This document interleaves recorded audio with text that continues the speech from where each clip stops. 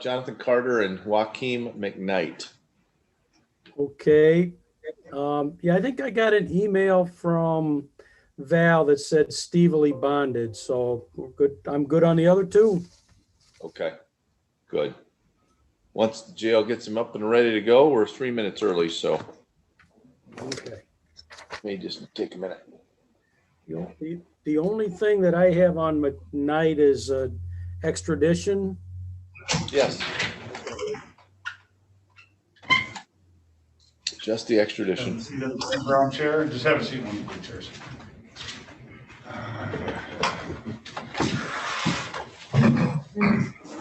Good afternoon, sir. Good afternoon. Could you tell me your name, please? Jonathan Charles Cotter. All right, Mr. Cotter, good afternoon. We are on the record of the People, State of Michigan versus Jonathan Charles Cotter, file 210789SM. Counsel, identify yourselves for the record, please. Thank you, Patrick Swinsky for the people. Stephen Halseal on behalf of Mr. Cotter for the limited purpose of his arraignment. Mr. Cotter, there's two charges that are filed against you. Mr. Halseal said limited purpose. That means that he's here just today, just to help you through this process. If you wish to have a lawyer after today's date, you would have to either hire a lawyer or request a court-appointed attorney. Do you understand that? Yes, sir. Your Honor, Yes. I'm sorry to interrupt, but I want you to know that you have other things in the background. I don't know if you want to just put that document up. Oh, yeah. Let's put just the document up. Makes it too confusing. Thought there was just one charge. Looks like two. So, yeah, here, sir, you're charged with 2 counts of assault and battery. The reason why you're charged with this is that the allegation is from May 18th of this year that an address at 219 Cherry View Drive that you made an assault or assault and battery upon Paul Lynch Jr. If you're convicted of that crime, it is a misdemeanor punishable by up to 93 days in jail and or $500 in fines plus court costs. Consecutive sentencing may be imposed if the assault took place in a place of confinement. And then they also charge you with the assault against Jonathan Simpson on the same date, time, and place. That also up to 93 days in jail, up to $500 in fines. Do you understand the charges that I've just read? No, I don't even know those people. Well, not knowing the people and pleading not guilty to the offense is different than not understanding.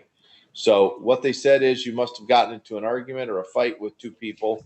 And that's what you're charged with, assault and battery against 2 people. Do you understand? I was never even arrested. Well, you don't have to be arrested. You don't have to be arrested to be charged. Okay. So, do you understand that you are charged with 2 counts of assault or assault and battery? I guess, yeah. What? All right. Mr. Halseal, how do you advise your client to plead? Mr. Cotter pleads not guilty, and he plans on hiring his own attorney. All right. Is that true, Mr. Cotter? Yes. All right. Do we get the pretrial date for Mr. Cotter? Yes, Your Honor, that will be June 29th at 9 a.m.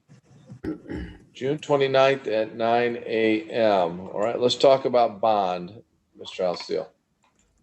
Well, my understanding, I've not seen the police report on this matter, but my understanding is that Mr. Cotter does have a little bit of a criminal history and possibly within the last few years, a couple of assaultive crimes, which I know that the court takes into consideration.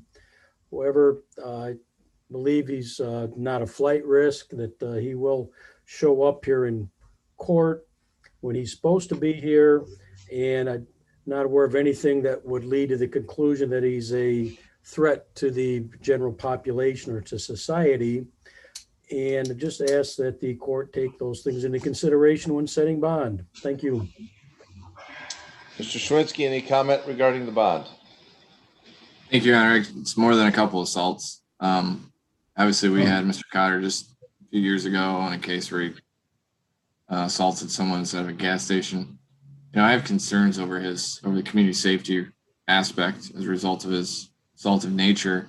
The With that said, there was an alleged machete that was used, at least in a threatening manner. We obviously declined to issue felony charges in this particular instance, but I do think that there's some legitimate community safety concern.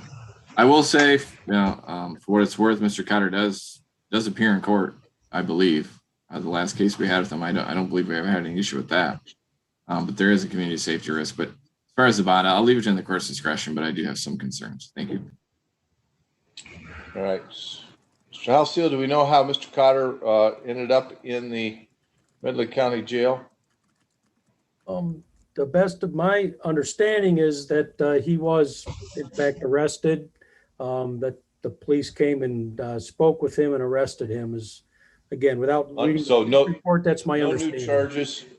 I guess my concern is that there are any new charges potentially pending, or is he under the jurisdiction of any other court?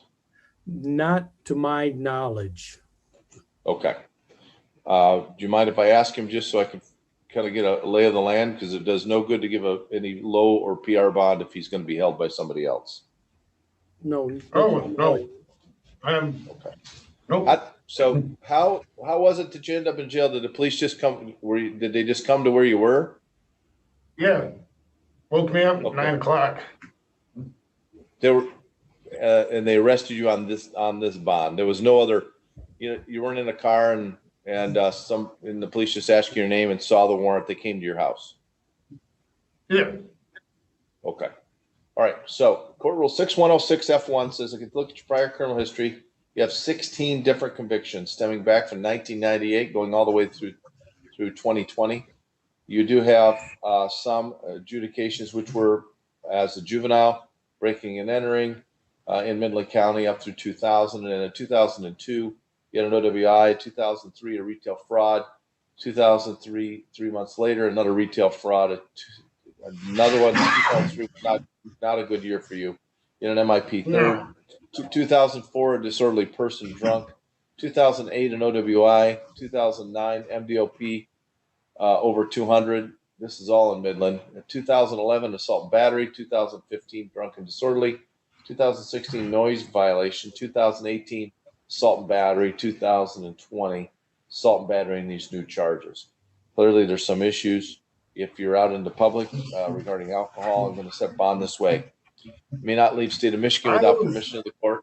You must appear in court each time you're required.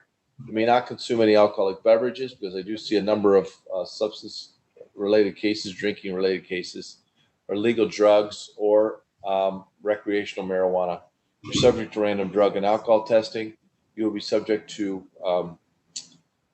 the pretrial services. You'll need to engage in pretrial services and have an assessment done and follow all the recommendations. You're not to have any contact with two individuals. You say you don't know who they are anyway, so shouldn't be too hard to stay away no from. recollection of the incident. Yeah. Yeah, so it should be pretty easy for you to stay away from the victims in this case. So no contact with the victims. Hey, I'm going to set a $500 cash or surety bond in this case. Is a significant physical crimes type case and some more recently. So it'll be $500 cash or surety. The next date will be, you said June 29th, Katrina? Yes, Your Honor. So June 29th at 9 o'clock. So your attorney that you hire will have to be here for that day on your behalf.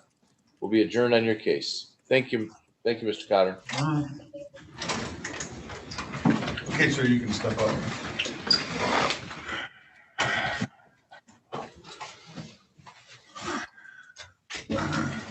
Good afternoon, sir.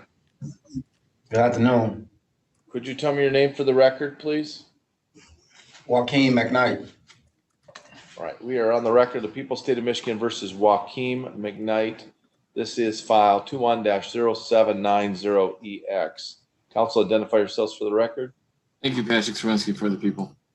Given the House, on behalf of Mr. McKnight for the limited purpose of his arraignment. All right. Mr. McKnight, I'm showing you the document, the charging document. You are being held as a potential fugitive from justice. The reason why you're being held is it is alleged that by the prosecutor's office, you have charged in Dane County, Wisconsin, with the extraditable crime of second-degree sexual conduct, criminal sexual assault of a child, and said complaining witness has probable cause to believe the suspect, that said defendant is a fugitive from justice and has fled the aforementioned state, and that the defendant is now found in Midland County, is liable by the Constitution of the United States and state of Michigan to deliver him over upon the governor, demand of the governor of the complainant state to be removed to this state. That is the official language. Let me just explain to you in more straightforward terms. Is that when a state, any of the United States, comes across somebody and then they run the lien for whatever reason. So it could be you had a traffic stop, could be that there was some kind of warrant that was out, and your name comes up and they see that there's a warrant for a criminal charge in another state. All the states have an agreement to hold that person and then check in with the state that's got the charge. So in this case, there's a belief, and I really don't know how you got into the jail, but somehow you got into the jail and in the lien, and the lien says, well, Wisconsin wants him for this charge. You may not be the guy, you might be the guy, but the state of Michigan is required to hold you without bond until we have an extradition hearing or until they do a governor's warrant. So the hearing, if you have it, it's all about, are you the right person and are there charges in the other state? And there's no so you can waive. They charged me. Okay. They charged me in Wisconsin. Okay. And this is my second time getting extradited back to Wisconsin. All right. Well, they don't do anything when they get you extradited. So you know how the process works then. So we have to inform you that you have a right to have a hearing. You could demand a hearing or you could waive it. Waiving it. All right. So if you waive it, then that starts the clock faster for Wisconsin to make the decision as to what they want to do. So I will have some forms sent over to you. If you sign those, I will sign them, and then that starts Wisconsin's timing that they have to make that determination. Okay? Sounds good. All right. Thank you, sir. We're all set then. Enjoy your day. Yep. Gone down this road before, haven't you?